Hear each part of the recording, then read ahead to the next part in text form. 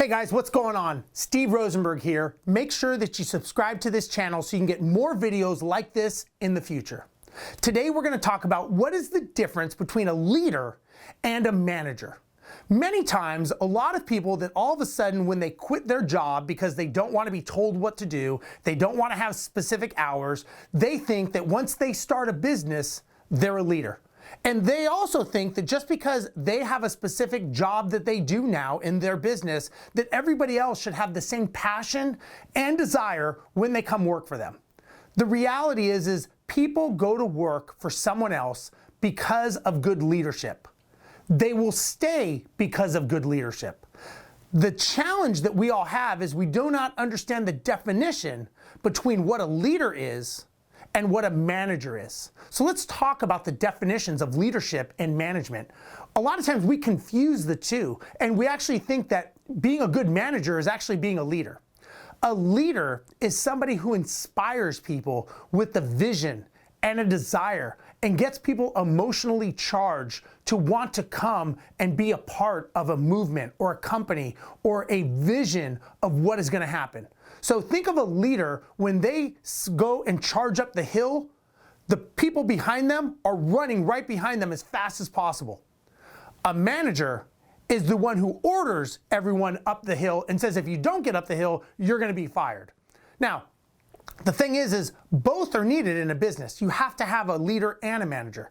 However, when you're first starting out, you have to understand that you need to wear both hats.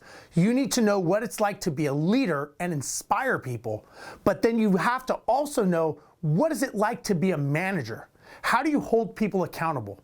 And are you holding yourself accountable? See, the biggest challenge we have when we own a business is we don't think that we're accountable to anyone. And I would say that is the biggest mistake most new entrepreneurs make. You actually have the most accountability because you are the one that people are entrusting when they come and work for you. You have people's livelihoods at stake. So if you say, I don't answer to anyone, I would say you may be the one that needs to be fired because you are not stepping up. How do you expect your people that work for you to be on time if you're late?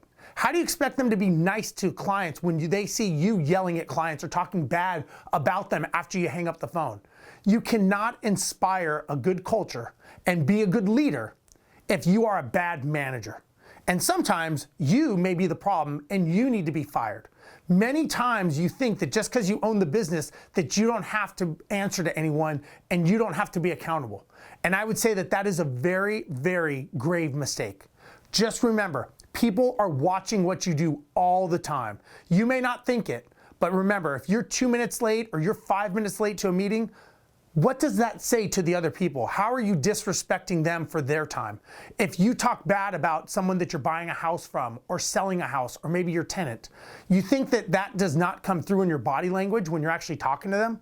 These are all the things that show good leadership.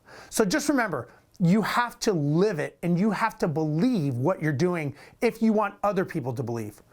Always remember, 68% of all people will leave working for you because they think you don't care or they think that you are not a good leader. They do not leave for money.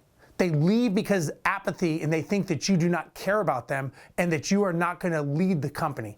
So if you have clients or you have customers or you have employees, I would ask them all if they know what the vision of your company is. Even if there's just two of you in the business, do you know what the vision of the company is? And if you don't, then you know that you're being more of a manager and you're not being the leader that you need to be.